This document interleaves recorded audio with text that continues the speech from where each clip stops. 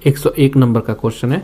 ठीक है, तो आप लोग क्या करिए, मॉक टेस्ट जाकर प्ले स्टोर से एप्लीकेशन को डाउनलोड कर लीजिएगा, या आपको लिंक डिस्क्रिप्शन बॉक्स में दे दूंगा। 101 नंबर का क्वेश्चन को देखते हैं, और मॉक टेस्ट आप जो भी यहाँ पे कराऊंगा आप लोग मॉक टेस्ट जाकर जरूर दीजिएगा। दिया है, what is the reason for stretching produce on the file surface. File वाली सरफेस पर खरोच चिप्स के उत्पादन का क्या कारण है। तो फाइल वाली सरफेस का खरोच चिप्स का उत्पादन का जो कारण है, मुख्य कारण जो है वो है पिनिंग। पिनिंग यहाँ पे करेक्ट आंसर हो जाएगा ए। अगला क्वेश्चन देखिएगा 102 नंबर। हम लोग 460 को सीरीज चला रहे हैं और फटाफट रिवीजन करते हुए चल रहे हैं कि आपको फटाफट रिवीजन हो जाए। अगर आपको डिटेल जानना है, डिटेल में कम्पिटिटिव एग्जाम की तैयारी करना है, तो फिटर ट्रेड थ्योरी नाम से क्लासेस चलाई गई हैं एप्लीकेशन में भी और प्ले लिस्ट में भी। तो आप प्ले लिस्ट में डिस्क्रिप्शन बॉक्स में ही दे दूंगा, आप लोग वो क्लास कर लीजिएगा, पूरा थ्योरी अच्छे से पढ़ाया गया। यहाँ दिया है what is the name of chisel. ये जो चीजल दिखाया गया है यहाँ पे, थोड़ा मैं ऊपर कर दूँ, इस चीजल यानी छेनी का नाम बताना है, ये कौन सा छेनी है। देखिए यहाँ पे ऑप्शन दिया हुआ है, flat chisel, web chisel, cross cut chisel या डायमंड पॉइंट चीजल। ठीक है, ये 4 ऑप्शन है, चारों ऑप्शन में जो करेक्ट आंसर हो जाएगा वो है ये वेब चीजल। कौन सा चीजल है, ये वेब चीजल है। अगला क्वेश्चन देखिएगा, दिया है why slight convexity is given on the face of hammer. क्यों हथौड़े के चेहरे पर थोड़ी उत्तलता दी जाती है। उत्तलता क्यों दी जाती है, यहाँ पे 4 ऑप्शन हम लोग देख ले रहे हैं। चारों ऑप्शन देखिए, ये हैं 4 ऑप्शन, ये हैं क्यों दी जाती है उत्तलता हथौड़े पे। में इफेक्टिव स्ट्राइकिंग, प्रभावशाली चोट बनाने के लिए दिया जाता है, या to avoid digging of the edge, किनारे की जो खुदाई से बचाने के लिए। जो किनारा होता है हथौड़े का, उससे जो हम लोग जिस पे हम लोग चोट देंगे उसमें क्या हो जाए, खुद डिगिंग ना हो जाए, यानी कि खुदाई ना हो जाए, इसके वजह से थोड़ा सी उत्तलता दी जाती है। करेक्ट आंसर बी हो जाएगा। अगला क्वेश्चन देखिएगा, यहाँ पे दिया है what is the name of hammer. इस हैमर का नाम क्या है। यहाँ पे आप लोगों को हैमर को देख के नाम बताना है। यहाँ मैलेट हैमर दिया हुआ है, बाल पिन हैमर दिया हुआ है, क्रॉस पिन हैमर है या स्ट्रेट पिन हैमर है। तो जो इसका कितने नंबर का क्वेश्चन है, 104 नंबर का। देखिए, तो एक ये जो हैमर दिखाया गया है यहाँ पे, किस प्रकार का हैमर दिखाया गया है, तो ये हैमर जो दिखाया गया है वो है cross pin hammer. Correct answer C हो जाएगा। बाल पिन हैमर कैसा होता है, तो बाल पिन हैमर कुछ इस प्रकार बना होता है। मैं आपको यहाँ पे फिगर दिखा दे रहा हूँ। ये जो हैमर बना होता है ये बाल पिन हैमर है। यहाँ पे पिन बना होगा ये बाल की तरह, ये बाल पिन हैमर है। और यहाँ पे क्रॉस पिन हैमर किस लिए दिया गया है, क्योंकि यहाँ पे इस प्रकार बनाया गया है। मैलेट हैमर ये लकड़ी का बना होता है, लकड़ी का बना होता है जो कि शीट मेटल वर्क में किया जाता है, ये मैलेट होता है। मैलेट कुछ इस प्रकार होता है। Straight pin hammer, straight pin hammer आप लोग देखे ही होंगे वर्कशॉप में। अगला देखिएगा 105 नंबर का क्वेश्चन देखिए, चिपिंग करते समय छेनी के अक्ष और जाब की सतह के बीच का कोण कितना होता है। ठीक है, चिपिंग करते समय जैसे मान लीजिए कोई जॉब है और यहाँ चिप्स निकालना है और यहाँ छेनी का इस्तेमाल करते हैं, तो इसके बीच कोण कितना रखा जाता है वो पूछ रहा है। यहाँ पे rake angle, point angle, clearance angle या एंगल ऑफ इंक्लिनेशन। तो यहाँ पे angle of inclination correct answer हो जाएगा। चिपिंग करते समय छेनी के अक्ष जाब की सतह के बीच जो कोण होता है उसे एंगल ऑफ इंक्लिनेशन कहते हैं। अगला क्वेश्चन देखिएगा, धातु की वह प्रॉपर्टी क्या है जो टूटने से पहले कोई अस्थायी विकृति की अनुमति नहीं देता। अस्थायी विकृति की अनुमति नहीं देता है वो क्या है। ठीक है, टेंसिटी कहलाता है या हार्डनेस कहलाता है। एक बार आप और क्वेश्चन पढ़ लीजिए, धातु की प्रॉपर्टी जो टूटने से पहले कोई अस्थायी विकृति की अनुमति नहीं देता है। देखिए, तो ये दोनों तो होगा नहीं, इसे ब्रिटलनेस कहते हैं, ये अनुमति नहीं देता है। ब्रिटलनेस जो होता है विकृति की अनुमति नहीं देता है, भंगुरता जिसे बोलते हैं, ये डायरेक्ट टूट जाता है और चूर चूर हो जाता है। अगला क्वेश्चन देखिएगा 107 नंबर दिया है, name the part mark as X in the depth micrometer. Micrometer की गहराई में एक्स के रूप में चिन्हित भाग का नाम बताइए। ये माइक्रोमीटर यहाँ पे आपको दिखाया गया है और यहाँ एक्स रूप में दर्शाया गया है। इस पार्ट का नाम क्या है, कैप है, लॉक नट है, स्टॉक है या थिम्बल है। तो ये जो आप देख रहे हैं ना, इसे हम लोग लॉक नट बोलते हैं, लॉक बोलते हैं। करेक्ट आंसर बी हो जाएगा। अगला क्वेश्चन देखिएगा 108 नंबर दिया है, क्यों हैंड टैबलेट पर चेम्फर किए जाते हैं। हैंड टेप लीड पर चेम्फर क्यों किया जाता है? चेम्फर क्या होता है? देखिए कुछ इस प्रकार बना दिया जाता है, उसे चेम्फर कहते हैं। सॉरी, थोड़ा बन नहीं पा रहा है मुझसे, मैं यहाँ पे बना दे रहा हूँ थोड़ा बड़ा, हल्का सा यहाँ मुड़ आ जाता है, हल्का सा यहाँ, और इस प्रकार, इसी को चेम्फर बोलते हैं। ये वाला पार्ट होता है चेम्फर। तो क्यों हैंड टेप लीड पर चेम्फर किए जाते हैं? चेम्फर क्यों किया जाता है? अलाइनिंग के लिए, फिनिशिंग के लिए, स्ट्रेंथ के लिए, ग्रिपिंग के लिए, बताइए। तो जो हैंड टेप पर चेम्फर दिया जाता है वो अलाइनिंग के लिए दिया जाता है। करेक्ट आंसर ए हो जाएगा। अगला क्वेश्चन देखिएगा, what is the name of drilling machine? इस ड्रिलिंग मशीन का नाम बताइए। चलिए, तो ड्रिलिंग मशीन को हम लोग देख ले रहे हैं। ड्रिलिंग मशीन कैसा दिया हुआ है? ये है, ये वाला जो आप लोग ड्रिलिंग मशीन देख रहे हैं यहाँ पे, इस ड्रिलिंग मशीन का नाम बताना है। 4 ऑप्शन दिया हुआ है, pillar drilling machine, gang drilling machine, bench drilling machine या रेडियल ड्रिलिंग मशीन। तो यहाँ जो करेक्ट आंसर हो जाएगा ना, वो पिलर टाइप का बना हुआ है। देखिए पिलर बना हुआ है, तो पिलर टाइप के बने होने की वजह से इसे पिलर ड्रिलिंग मशीन भी कहते हैं। नेक्स्ट क्वेश्चन 110 नंबर का क्वेश्चन देखिएगा, दिया है what is the reading of an outside micrometer? British में है। इस बाहरी माइक्रोमीटर जो ब्रिटिश की रीडिंग क्या होगी? तो यहाँ पे जो फिगर दिखाया गया है इसका रीडिंग आपको बताना है, ठीक है। ये रीडिंग आप लोग याद रखिएगा। इसमें जो रीडिंग यहाँ पे दिखाया गया है ये 3 के आगे है, तो 0 पॉइंट क्या हो जाएगा? ये हो जाएगा 0.359। 3 से आगे है तो देखिए 3, 5 और यहाँ पे 9। नेक्स्ट क्वेश्चन देखिएंगे, दिया है वर्नियर बेवल प्रोटेक्टर की एक्यूरेसी पूछ रहा है फिर से। ये मैं क्वेश्चन आप लोगों को पिछली वीडियो में करा चुका हूँ, पिछली क्वेश्चन ये आया हुआ था।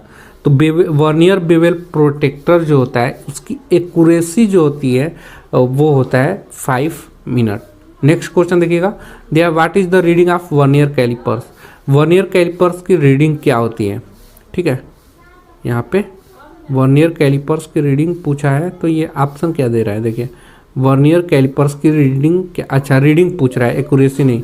यहाँ पे वर्नियर कैलिपर्स दिखाया गया और इसकी रीडिंग पूछ रहा है। तो देखिए ये दोनों यहाँ पे मैच कर रहे हैं। मैच करने की वजह से इसका जो करेक्ट आंसर हो जाएगा वो 35.20 करेक्ट आंसर हो जाएगा। नेक्स्ट क्वेश्चन देखिएगा, अगला क्वेश्चन दिया है why surface plate are made of stress relieve good quality cast iron? क्यों सतह प्लेटों को तनाव मुक्त अच्छी कास्ट आयरन से बने होते हैं?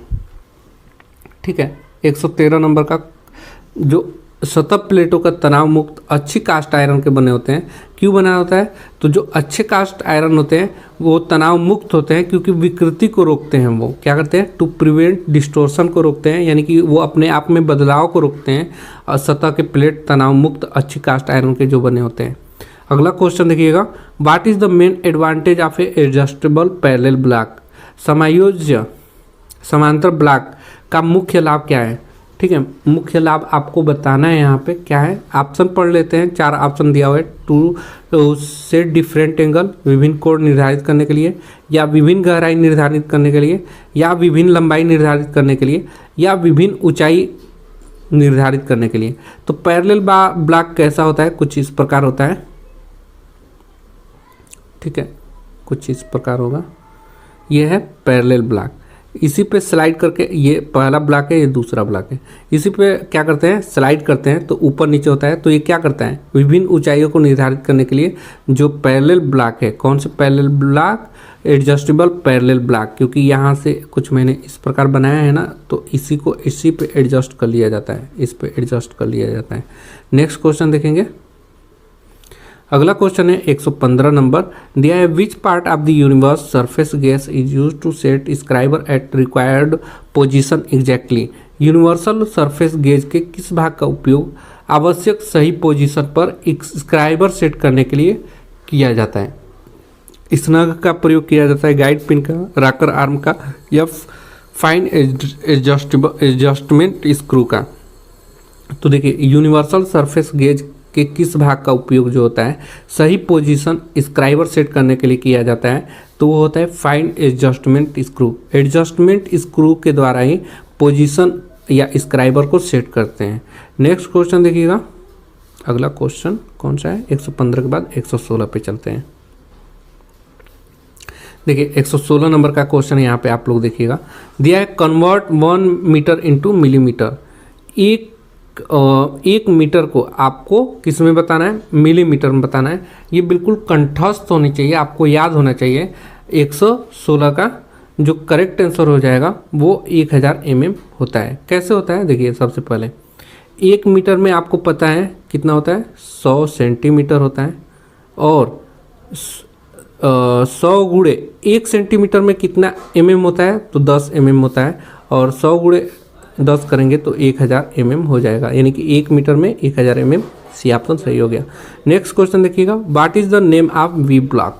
इस वी ब्लॉक का नाम क्या है। यहाँ पे देखिए, यहाँ पे मैं पहले आपको ऑप्शन पढ़ लेता हूँ। V groove V block, single level single groove V block. तो करेक्ट आंसर यहाँ पे बी हो जाएगा, single level single groove block. यहाँ पे देखिए सिंगल यहाँ पे बनाया गया है, ये वाला पार्ट जो है मैं नीचे कर दे रहा हूँ, ये वाला पार्ट आपको सिंगल बनाया गया है, और इसमें ग्रूव भी कटे हुए हैं। तो देखिए सिंगल ग्रूव इसको कहते हैं एक साथ। यहाँ अगर इस प्रकार दूसरा ग्रूव कटा होगा तो सिंगल लेवल डबल ग्रूव हो जाता है। यहाँ पे सिंगल ग्रूव है और सिंगल लेवल है।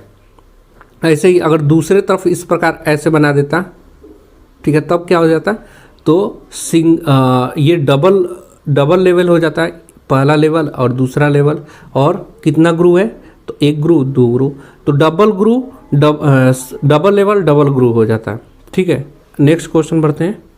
दिया है what is the name of part mark as X in combination set. इस कॉम्बिनेशन सेट में जो एक्स के रूप में यहाँ दर्शाया गया है, इसका नाम क्या है, ये पूछ रहा है। तो देखिए यहाँ पे 4 ऑप्शन है, रूल, स्क्राइबर, क्लैंपनट, स्प्रिट लेवल। ठीक है, तो ये क्या है, ये स्क्राइबर है। करेक्ट आंसर क्या हो जाएगा, बी हो जाएगा। ठीक है, नेक्स्ट क्वेश्चन पे चलते हैं। अगला क्वेश्चन है 119 नंबर। दिया हुआ है राउंड बार के केंद्र को खोजने के लिए, ठीक है, किस कैलिपर का उपयोग करते हैं। Inside caliper, jenny calipers, vernier calipers या आउटसाइड कैलिपर। तो राउंड बार के जो केंद्र खोजने के लिए जो कैलिपर का उपयोग करते हैं वो होता है jenny caliper. Correct answer B हो जाएगा। नेक्स्ट क्वेश्चन देखते हैं 120 नंबर। दिया है what is the name of angle mark A in chisel. छेनी में ए से चिन्हित कोण का नाम बताना है। यहाँ पे ए से चिन्हित कोण का मान ये वाला, इसको क्या बोलते हैं। चलिए 4 ऑप्शन देख लेते हैं। दिया है rake angle, wedge angle, cutting angle या क्लियरेंस एंगल। तो देखिए इसे जो बोलते हैं ना, ये वाला एंगल जो होता है ये क्लियरेंस एंगल होता है। ये आप लोग फिगर देख लीजिए, यहाँ पे फिगर आपको दिखाई दे रहा होगा। ये जो एंगल होता है ये क्या होता है, क्लियरेंस एंगल होता है। अगला क्वेश्चन देखेंगे 121 नंबर।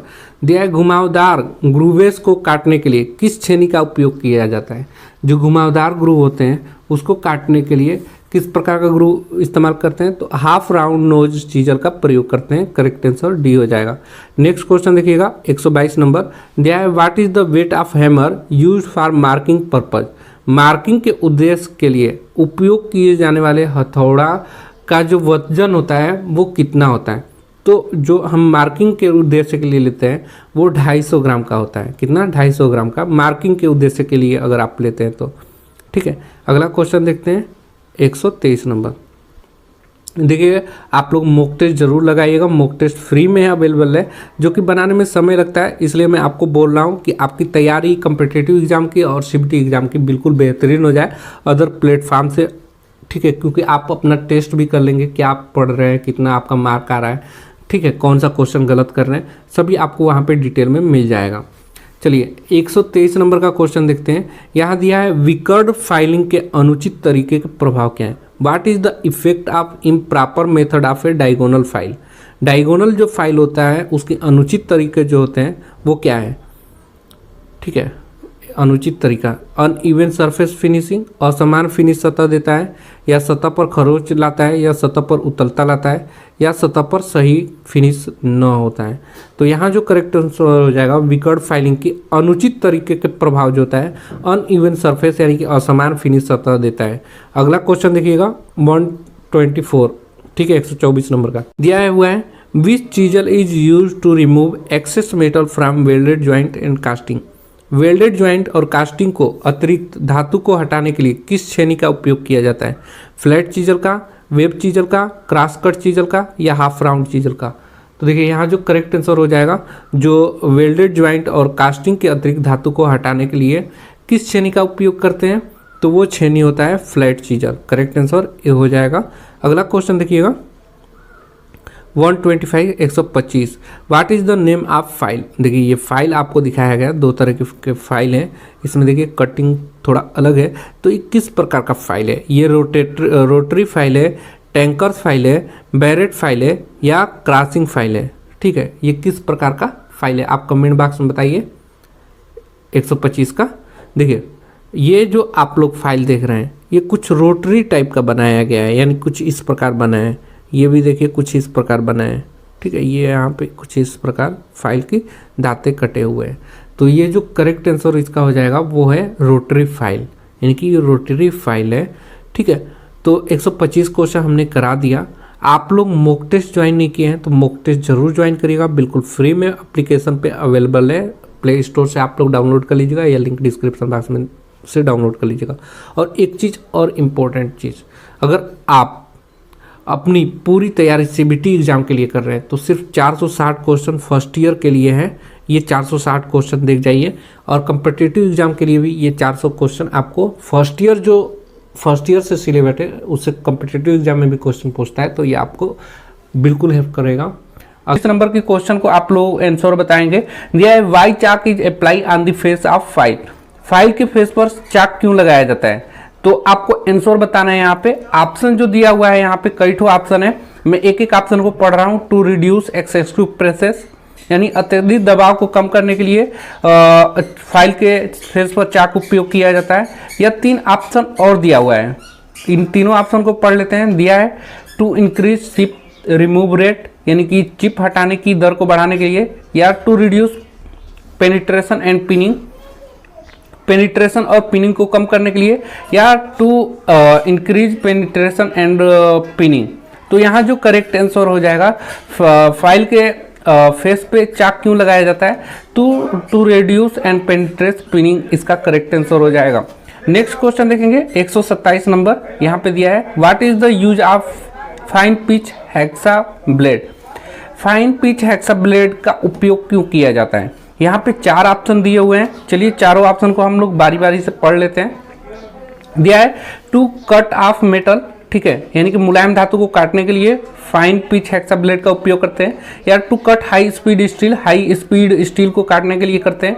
या to cut high carbon steel, यानी कि हाई कार्बन स्टील को काटने के लिए प्रयोग करते हैं। या to cut conduit and other thin tubes. तो देखिए यहाँ पे जो करेक्ट आंसर हो जाएगा 127 का, वो होगा डी वाला ऑप्शन, यानी कि कंड्यूट और अन्य पतली ट्यूब को काटने के लिए क्या करते हैं हम लोग, फाइन पिच हेक्सा ब्लेड का उपयोग करते हैं। नेक्स्ट क्वेश्चन देखेंगे 128 नंबर। देखिए ये क्वेश्चन हम लोगों को करेंगे हम लोग। Calculate the tap drill size for M10 × 1.25। M10 × 1.25 tap drill के लिए ड्रिल की साइज बताना है। तो चलिए इसको कैलकुलेट करते हैं और देखते हैं क्या होगा। तो इसका एक फार्मूला है, देखिए tap drill size equal to क्या होता है, tap drill size equal to आप लोग नोट करेंगे, ये होता है नामांकित व्यास, ठीक है, नामांकित यानी कि जिसे हम लोग नामांकित, चलिए मैं लिख लेता हूँ, नामांकित व्यास, नामांकित व्यास, उसके बाद माइनस निरंतर इनटू पिच, निरंतर इनटू पिच, ये होता है। अब देखिए tap drill size equal to क्या होगा, यहाँ नामांकित व्यास जो होगा, ठीक है, वो आप लोगों को कितना दिया हुआ है, तो ये 10 दिया हुआ है, और माइनस है तो माइनस, और निरंतर जो है, निरंतर ये कितना होता है, निरंतर साइज जो है यहाँ पे 0.8 ये मानक होता है, इनटू पिच की साइज 1.25 होता है, 25। अब इसको अगर आप लोग कैलकुलेट करेंगे 10 माइनस ब्रैकेट में 0.8 × 1.25 को, तो ये निकल कर आएगा आपका 9 mm निकल कर आएगा। और यहाँ पे आंसर देखेंगे तो यहाँ कोई भी 9 mm नहीं दिया हुआ है, तो ये क्वेश्चन ही गलत था, फिर भी मैं करा दिया। अगर देखिए भारत स्किल और निमी पैटर्न पे आधारित जो भी क्वेश्चन एमसीक्यू आएंगे, जो इसका करेक्ट आंसर पीडीएफ में दिया हुआ है, बिल्कुल ऐसे एग्जैक्ट क्वेश्चन आया जाएगा ना एग्जाम में, तो आपको एग्जैक्ट रट लीजिए, ये आंसर ही मार्क कराना है। इसका जो करेक्ट आंसर हो जाएगा वो है 8.8 mm करेक्ट आंसर हो जाएगा, ये आपको मार्क कराना है। बाकी मैंने आपको बता दिया कैसे करना है फार्मूला। चलिए रितेश जी क्या कह रहे हैं, रितेश जी अपना हाँ जो भी समझ में आया आप कमेंट बॉक्स में बताते रहिए। चलिए 129 नंबर का क्वेश्चन देखिएगा। देखिए what is the name of portion left between flute in A drill. देखिए रितेश जी कह रहे हैं कि सर जो भी क्वेश्चन गलत है भारत स्किल निमी पैटर्न के पीडीएफ में, उनको आप बताते चलिए। तो देखिए ऊपर वाला क्वेश्चन गलत था, ठीक है, बिल्कुल आप लोग नोट कर लेंगे, लेकिन आपको याद करते चल रहा है क्योंकि पीडीएफ से एग्जैक्ट क्वेश्चन आपका बनता है। अब मॉक टेस्ट जरूर लगाइएगा, मॉक टेस्ट बिल्कुल फ्री है एप्लीकेशन पे, आप लोग जाकर मॉक टेस्ट 2 खोल दिया गया है। देखिए दिया है what is the name of portion left between flute and drill. एक ड्रिल में फ्लूट के बीच के भाग का नाम क्या होता है, ठीक है, एक ड्रिल जो है उसके ड्रिल में फ्लूट के बीच का भाग का नाम क्या होता है, तो फ्लूट के बीच का जो नाम होता है वो उसे हम लोग वेब कहते हैं, करेक्ट आंसर बी हो जाएगा। चलिए नेक्स्ट क्वेश्चन को देखते हैं। दिया है what is the reading of vernier bevel protector. इस वर्नियर बेवल प्रोटेक्टर की रीडिंग क्या है, ठीक है, रीडिंग वर्नियर बेवल प्रोटेक्टर से पूछा है। तो चलिए ऑप्शन देख लेते हैं कौन कौन सा ऑप्शन दिया हुआ है। यहाँ पे हम लोग ऑप्शन पे पहुंच जाते हैं और देखिए जो भी कोई दिक्कत हो आप कमेंट बॉक्स में बताइएगा। देखिए यहाँ पे जो करेक्ट आंसर हो जाएगा 130 का, वो दिया हुआ है 157 डिग्री 30 मिनट इसका आंसर हो जाएगा। बिल्कुल आप एग्जैक्ट रट लीजिए आप भी, क्योंकि मैं आप लोगों को बता दूं अभी सेम टू सेम क्वेश्चन आएगा तो आपको बस यही करके आना है। बाकी आपको रीडिंग देखना है तो मैंने जो है competitive exam point of view से आप लोगों की तैयारी बिल्कुल बेहतरीन तरीके से करवाया है। तो अगर आप वो जाकर देखेंगे ना तो आपको पता चल जाएगा कैसे ये कैलकुलेशन करना है। मैंने एकदम बेहतरीन तरीके से 0 से एडवांस तक करवाया है, क्योंकि ये पीडीएफ है और मैं यहाँ पे फटाफट आप लोगों को 460 क्वेश्चन करवाने वाला हूँ, जो कि आपको बिना समय आप गवाए आप लोग कर सकें। चलिए 131 नंबर का क्वेश्चन देखिएगा। यहाँ पे 131 नंबर का क्वेश्चन दिया है कि which part of outside micrometer ensure a uniform pressure between the measuring surface. बाहरी माइक्रोमीटर का कौन सा भाग मापने की सतह के बीच एक समान दबाव सुनिश्चित करता है। एक समान दबाव सुनिश्चित करता है माइक्रोमीटर में कौन है, एनविल है, नोक है, स्पिंडल है, रैचेट स्टॉप है। तो इसका जो करेक्ट आंसर देखिए समान दबाव सुनिश्चित करता है रैचेट स्टॉप, जो पीछे की तरफ लगा होता है और जैसे ही हम लोग कसते हैं तो उसमें समान दाब होते ही वो चट चट चट चट की आवाज आने लगती है, तो हम समझ जाते हैं कि समान दाब हो चुका है। अगला 132 नंबर के क्वेश्चन पे चलेंगे। दिया हुआ है 132 नंबर का question, which part of the vernier height gauge and integral part of the main slide. Vernier height gauge का कौन सा पार्ट मुख्य स्लाइड का एक इंटीग्रल पार्ट होता है। एक इंटीग्रल पार्ट होता है वो आपको बताना है, तो वो जा है, बेस है, बीम है या जैक क्लैंप है। तो इसका जो करेक्ट आंसर हो जाएगा वो जैक क्लैंप होता है, जो वर्नियर हाइट गेज का मुख्य जो जा है ना पार्ट मुख्य स्लाइड के एक इंटीग्रल पार्ट में से जुड़ा होता है। नेक्स्ट क्वेश्चन देखेंगे 133 नंबर। 133 नंबर का क्वेश्चन दिया हुआ है, what is the principle of micrometer का सिद्धांत क्या है। प्रिंसिपल ऑफ माइक्रोमीटर, ठीक है, किस सिद्धांत पे क्या करता है, तो स्लाइडिंग पे काम करता है या स्क्रू नट पे काम करता है, रैक पिनियन पे काम करता है, वर्म और व्हील पे। तो माइक्रोमीटर को आप लोगों को याद रखना है किस सिद्धांत पे काम करता है, तो ये स्क्रू एंड नट के सिद्धांत पे कार्य करता है। करेक्ट आंसर बी हो जाएगा। नेक्स्ट क्वेश्चन देखेंगे 134 नंबर। दिया है डेप्थ माइक्रोमीटर, ठीक है, यहाँ पे मैं थोड़ा देखिए दिया हुआ है डेप्थ माइक्रोमीटर द्वारा ज्यादा रेंज की गहराई को कैसे मापा जा सकता है। ठीक है, डेप्थ माइक्रोमीटर जो है उससे ज्यादा रेंज की गहराई को मापना है तो कैसे मापेंगे, लेंथी स्लीव के द्वारा मापेंगे या और ऑप्शन देख लेते हैं। देखिए बी ऑप्शन दिया हुआ है, लंबी स्पिंडल के द्वारा नापेंगे, या समायोज्य बेस के द्वारा नापेंगे, या एक्सटेंशन रॉड के एक सेट द्वारा नापेंगे। तो जो यहाँ पे करेक्ट आंसर हो जाएगा वो डी होगा, जो एक्सटेंशन रॉड के द्वारा गहराई को और ज़्यादा हम लोग ज़्यादा गहराई को हम लोग नाप सकते हैं। एक्सटेंशन का मतलब ये बढ़ा देना होता है। आपने घरों में देखे होंगे एक्सटेंशन बोर्ड क्या कर देता है, यहाँ से लाइट को दूसरे जगह लेके चले जाते हैं एक्सटेंशन बोर्ड के थ्रू। चलिए यहाँ पे देखिए, ये भी रीडिंग से रिलेटेड है, और रीडिंग से रिलेटेड माइक्रोमीटर, वर्नियर कैलिपर्स, इसकी मैंने क्लास एक बिल्कुल अच्छे तरीके से कराई है, क्योंकि पीडीएफ में बहुत ज़्यादा गलती है और रीडिंग बहुत ज़्यादा गलत है। रीडिंग तो पूछे मतलब फिर ये रीडिंग बहुत ज़्यादा गलत दिया हुआ है। तो यहाँ पे बस आपको याद रखना है, क्योंकि आपके एग्जाम में एग्जैक्ट क्वेश्चन मिलेगा तो आप करके आ पाए। देखिए यहाँ पे दिया है इंच माइक्रोमीटर में इसकी रीडिंग क्या है, तो आपको देखिए 7 से ये आगे है ना, 7.5 से भी आगे है, ठीक है, कितना है 7, 5 से भी आगे है, फिर उसके बाद 10, 11, 12, यानी कि आपको यहाँ पे जो करेक्ट आंसर दिया हुआ है इसका ना 100 कितने नंबर का क्वेश्चन है, 135 नंबर वाला क्वेश्चन, इसका 0.787 0.787 बिल्कुल याद रखिएगा। बाकी आप लोग माइक्रोमीटर हो गया, वर्नियर कैलिपर्स हो गया, इन सब की रीडिंग मैंने बिल्कुल डिटेल से बताया है। तो आप लोग फिटर थ्योरी क्लास नाम से एक वीडियो मैंने बताया है, थ्योरी में ही मैंने सारी चीज़ें पढ़ाई हैं इनको। चलिए 136 नंबर का क्वेश्चन देख लीजिए। ऊपर वाला क्वेश्चन गलत था, रीडिंग गलत है, ठीक है, लेकिन आपको याद रखना है एग्जाम के लिए। नेक्स्ट क्वेश्चन देखिएगा 136 number, which part of the bevel protractor contact with the inclined surface while measuring.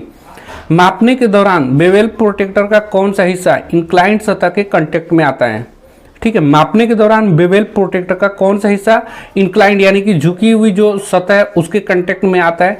तो देखिए कंटेक्ट में जो आता है वो होता है ब्लेड, इसका करेक्ट आंसर क्या हो जाएगा, ब्लेड करेक्ट आंसर हो जाएगा। नेक्स्ट क्वेश्चन बढ़ते हैं 137 नंबर, दिया हुआ है कि ड्रिलिंग मशीन में कौन सा भाग विभिन्न गति प्राप्त करने के लिए होता है, flat pulley, jockey pulley, step pulley, fast and loose पुली।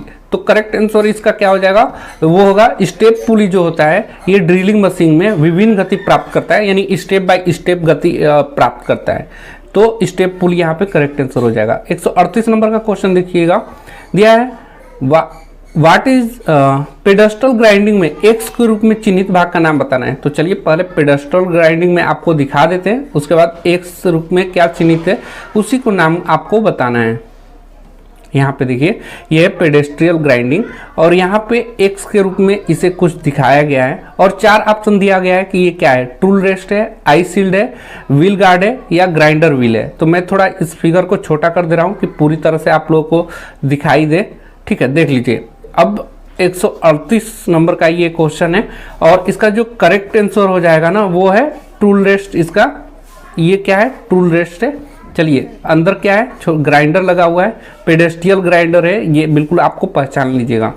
कभी कभी क्या होगा, ये सिर्फ फिगर दे देगा और पूछ लेता है कि ये कौन सा ग्राइंडर है, तो पेडेस्ट्रियल ग्राइंडर आपको याद रखना है। चलिए नेक्स्ट क्वेश्चन पढ़ते हैं। 139 नंबर का क्वेश्चन देखिए, दिया है what is the name of file, इस फाइल का नाम क्या है। चलिए तो ये फाइल अच्छे से देख लीजिए, 4 ऑप्शन दिया हुआ है, हैंड फाइल है, रास्प कट फाइल है, सिंगल कट फाइल है, या कर्व फाइल है। तो आप देखिए ये कौन सा है, ये रास्प कट फाइल इसको बोलते हैं। कौन सा, बी ऑप्शन सही हो जाएगा। ये कौन सा फाइल है, रास्प कट फाइल इसको बोलते हैं। नेक्स्ट क्वेश्चन बढ़ते हैं। 140 नंबर दिया है, अगर वाइस हैंडल को ज़्यादा टाइट कर दिया जाए तो क्या होगा। वाइस की जो हैंडल है उसको ज़्यादा टाइट कर देंगे तो क्या होगा, चलिए पढ़ते हैं। स्पिंडल क्षति होगी, कठोर जबड़े क्षति होगी, या फिक्स जबड़े जो हैं उसका क्षति होगा, या मूवेबल जबड़े हैं उनकी क्षति होगी।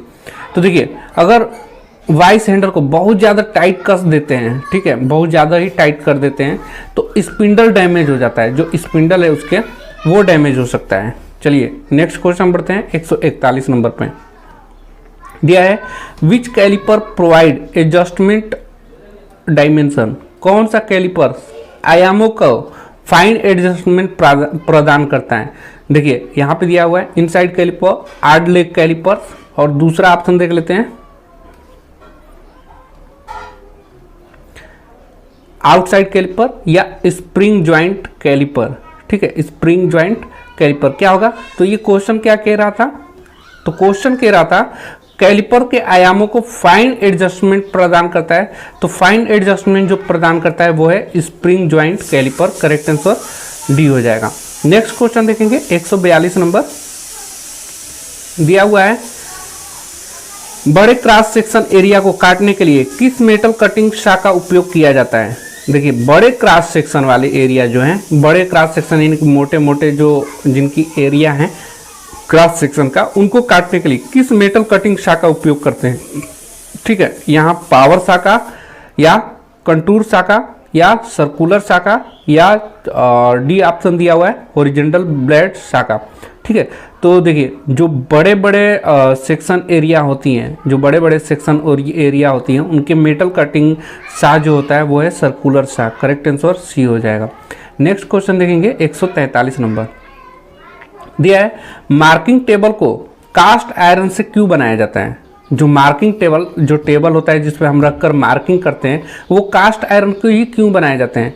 स्वयं लुब्रिकेशन के लिए, या अधिक कठोरता बनाए रखने के लिए, या सटीकता बनाए रखने के लिए, या थर्मल विस्तार के लिए। ठीक है, तो देखिए जो मार्किंग टेबल होता है कास्ट आयरन को ही बनाया जाता है क्योंकि वो सेल्फ लुब्रिकेशन होते हैं। करेक्ट आंसर ए हो जाएगा।